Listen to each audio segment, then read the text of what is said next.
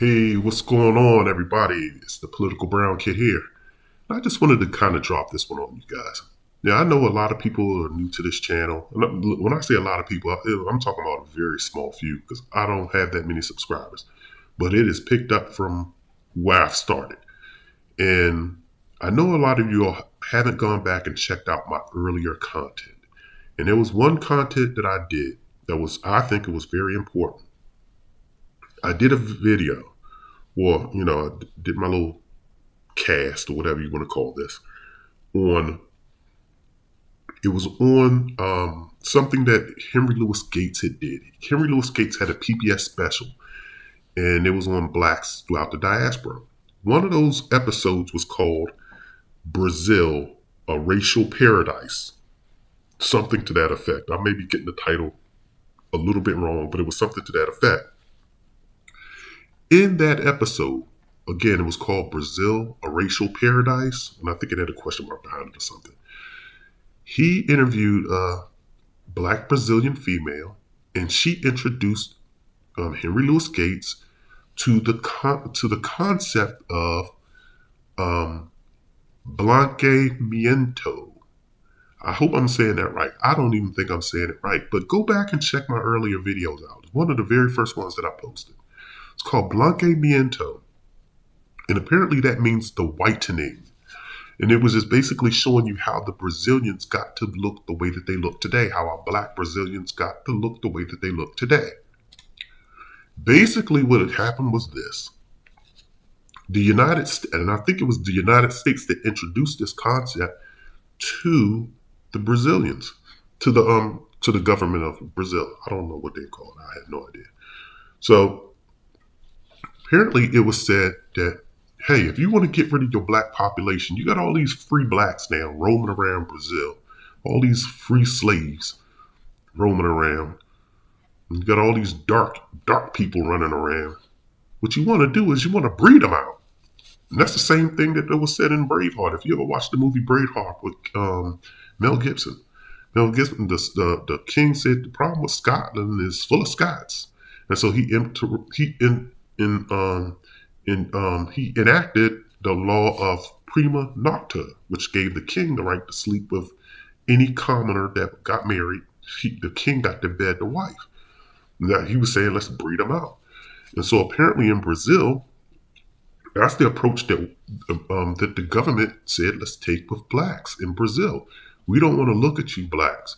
And that's why you see a lot of Puerto Ricans now, and a lot of even the blacks in the Dominican and all the blacks in the Latin America, and they say this, that, lighten the race. You'll hear them say lighten the race. And it's probably because of what they did in Brazil. What Brazil did was they brought in a bunch of men, I think from Spain or Portugal, from one of those areas. They brought in men to work in Brazil. They said, hey, look, come here. They hired a bunch of men. They told them, leave your wives at home. So all of the men, it was single men and married men, but the married men did not bring their wives. They came there to work in Brazil. And while you're there, if you're there for some time, you're going to have needs. And they slept with the black Brazilian women. And then you just created this lightening that you see today. And that's why you see the Brazilians look the way that you see our black brothers and sisters in Brazil look the way that they look.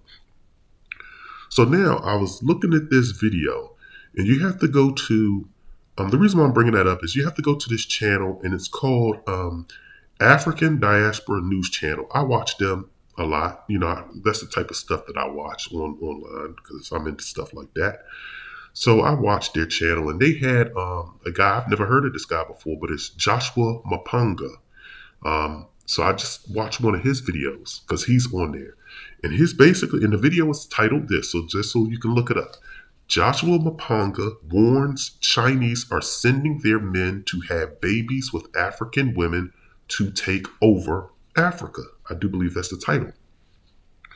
So, and he basically says that what the Chinese are doing, because if people aren't aware that China and Africa, or African countries, because Africa is a continent, but China and various African countries, I don't know which ones offhand, so I'm not going to even try to name them. they have a relationship where China is building a lot of the African infrastructure and doing a lot of the work over there. Giving them technology. I don't know if they're building rails over there, if they're building streets. I don't know what it is they're doing, but they're doing a lot of work, construction work over in Africa. And the men come over there, and I've even watched one channel before, and this one Asian guy was like, "Yeah, I love being in Africa because over here I'm the boss." And he was letting it be known, I'm the boss, so he feels like a big shot, and he gets the boss around the Africans. So he's the big cheese. And so Joshua Maponga is basically saying that China is sending felons, convicts over into Africa, as well as other, non-convicts, other working professionals. They're working over in Africa, and they're breeding with the women in Africa, and they're producing these Blasians, right? I'm not making this up. So the reason why this is important, it's important for various reasons. Number one, Black people already have low self-esteem. Most, we're probably the most insecure race on planet Earth. We have zero well, I'm not going to say zero, that's an absolute. We have very little self-esteem with ourselves. People want to say that they do, but they really don't. And when you start looking at, like, you look at the Black people in America now, like back in, when you go to Barack Obama's generation, Barack Obama and Sally Richardson and them, they basically said, I'm Black. When you ask them, what are you? I'm Black. You look at this new generation, well, I'm mixed. They don't claim Black. They claim a whole new race. I'm mixed. You give a Black person a chance to opt out of their race, they will do it. And you see I'm looking at a lot of women online, like when you go to dating profiles, they is black as hell, and they got, I'm mixed, I'm Native American, I'm other. They put mixed or other as their race, and then they'll check off 1,000 boxes. I'm Caucasian, Black, Asian, Indigenous American, and it just gets ridiculous. And I'm looking at a whole Black person online. Couldn't even, so it just gets ridiculous. So what you're going to start seeing is, in Africa, you're going to start seeing that same thing. When these kids come up, they're not going to claim African because they're not going to want to be associated, because being associated with being an African, that's even worse than being associated with being Black. Black Americans thought we had it bad, but they treat Africans even worse. And I'm not trying to say I feel that way, but I'm saying that's the perception. So these people are not going to claim being Black. And then on the flip side, you're going to have Black people not claiming them because they are mixed. I see it now.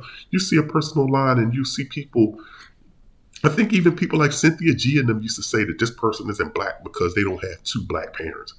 That's ridiculous. Your melanin always dominates and trumps any other race.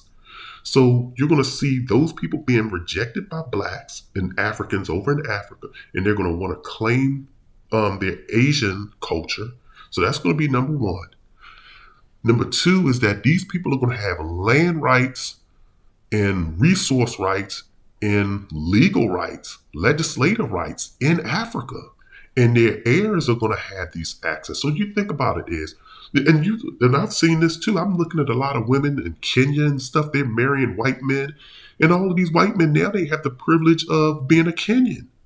So now when you look at the next frontier is Africa. People don't realize that. That's why you see a lot of these companies, a lot of these tech companies trying to get a foothold in Africa, because you're looking at Africa has, the continent of Africa and the African countries have 2 billion people of untapped capitalism that you can profit off of. It's the next frontier. And so when you start looking and seeing all of these white men trying to run over there and get them a Kenyan woman, and now they have access to own all of this land in Africa, in the motherland, and have rights to the motherland. You think about that. And then you're looking at these Asians, they're doing the same thing. They're going, while all of these passport bros are over in Thailand, and that's what the other thing I say. If you're a passport bro, why aren't you a passport bro in Africa? Why are you a passport bro in Thailand?